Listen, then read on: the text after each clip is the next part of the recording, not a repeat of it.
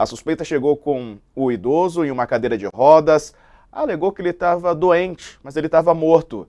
Num vídeo que flagrou a ação, ela falou com a vítima e pegou na mão dele para ajudá-lo com a assinatura. Vamos ouvir também o que ela disse.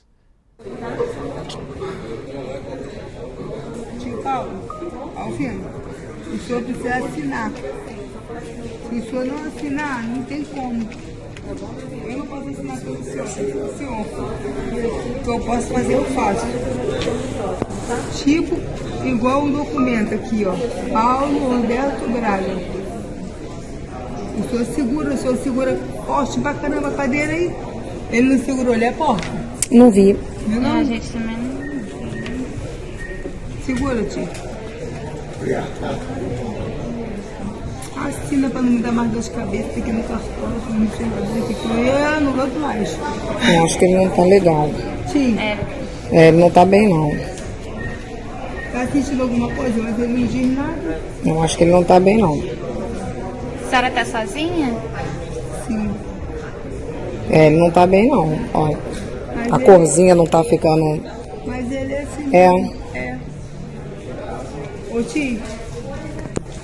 Tio, Não tá, não. se eu ficar bem, eu vou te levar pro hospital. Se eu der culpa de novo.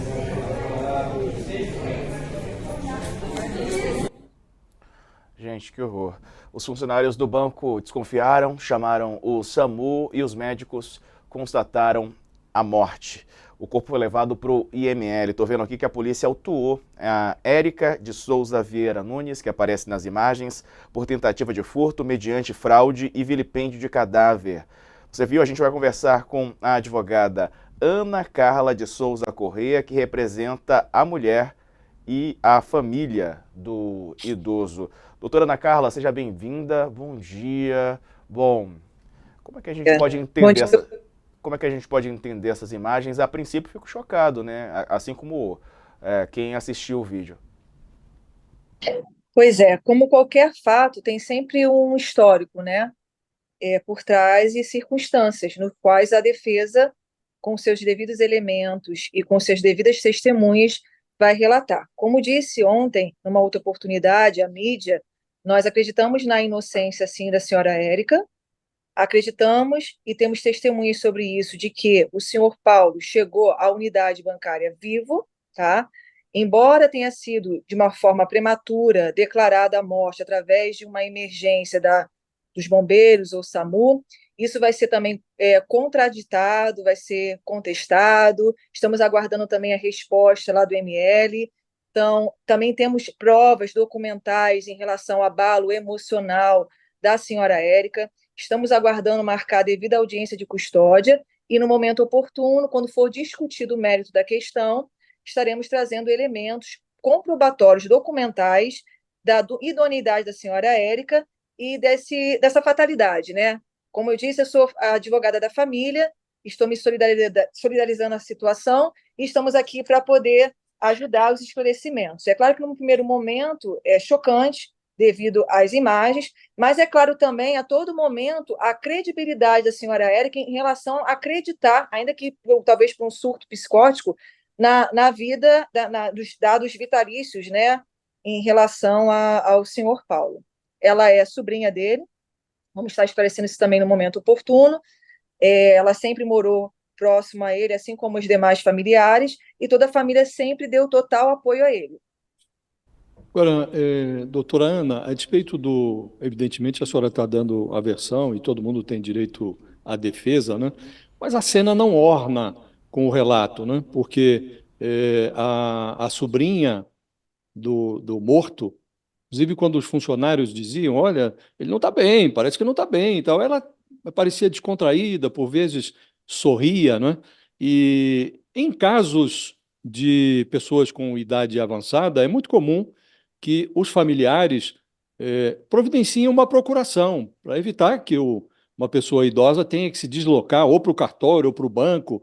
Não teria sido o caso aqui, numa situação convencional, numa situação de normalidade, como a que a senhora retrata, que a sobrinha se servisse de uma procuração? Não lhe parece que é meio incongruente essa versão segundo a qual ele chegou vivo ao banco, ele estava muito bem, a ponto de a sobrinha levá-lo à agência bancária para obter um empréstimo? Bom, a solicitação do empréstimo foi há praticamente um mês anterior à data do suposto fato no qual ela está sendo acusada e está sob investigação. Em relação, como o senhor bem disse, poderia. O que poderia pode, não é regra. Pode ser como pode não ser. Eu, particularmente, também tive meu pai transitoriamente usando cadeira de rodas e não fiz nenhum tipo de procuração, instrumento particular e nem público. Poderia, porque eu tenho certidão de fé pública por ser advogada e filha, e também não fiz nenhum instrumento público em cartório. E ele estava totalmente lúcido. E antes da primeira internação, que a gente tem essa documentação dele, ele andava, não precisava de cadeira de rodas. A cadeira de rodas serviu depois, infelizmente, quando ele saiu da sua internação, que ficou um pouco mais debilitado porque teve pneumonia, como qualquer pessoa ficaria. Mas isso não atacou a sua lucidez, e nem mesmo a idade significa capacidade civil. Doutora Ana Carla, eu confesso que a imagem toda parece depor contra a sua cliente. Mas, no entanto, eu realmente, como jornalista, nós vivemos o caso da escola base e Sim, eu perfeito. me mantenho esperando os seus elementos de comprovação. Acho que a senhora devia ser um pouco mais rápida em alguns deles. Por exemplo, se a senhora já tem testemunhas, essas coisas, apresente logo, porque é fundamental para ver se essa versão não ganhar força, que é depois contra a senhora, se ganhar força. A outra questão é o seguinte: a senhora sabe se foi feita câmeras, se há câmeras vendo a entrada deles? Como foi a entrada? Ele entrou já na cadeira de rodas? Ele no carro que veio para o carro, ele veio de carro, provavelmente, né? Sim, veio de Uber. Saiu do carro, tem o motorista do Uber falando como é que foi essas coisas? Então, conforme eu disse, temos testemunhas, não só do momento em que chega a unidade, como posterior e um dia anterior, e a questão também da internação. A defesa não está se recusando a apresentar e nem está em inércia devido à questão da urgência. A gente só está esperando o momento oportuno para que ela seja apresentada, porque até que se mostre o contrário, ela ainda vai ser apresentada na audiência de custódia, no qual o juiz da custódia ele não tem o mérito para o julgamento, ele sim vai analisar a ilegalidade da prisão, a questão da integridade dela física, psicológica, e a possibilidade, conforme os requisitos legais, no qual ela tem, acredito ter, conforme o artigo 312 do Código de Processo Penal, para que possa responder o processo em liberdade. Agora, no momento oportuno em que já tiver um juiz prevendo, competente na vara criminal, que acreditamos que vai ser em Bangu, porque o fato ocorreu em Bangu, então provavelmente vai ser distribuído junto à primeira vara criminal ou à segunda vara criminal. Então, somente chegar ali, estaremos juntando todos os elementos e a defesa, mais uma vez, se coloca à disposição para esclarecimentos, até mesmo na mídia.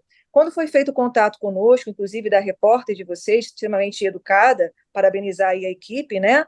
Como o senhor mesmo disse, existem casos que a aparente mostra uma coisa, porque nem tudo que reluz é ouro e também nem tudo que se mostra né? Desculpa usar esse adágio popular, mas eu acho que ele é oportuno nesse momento.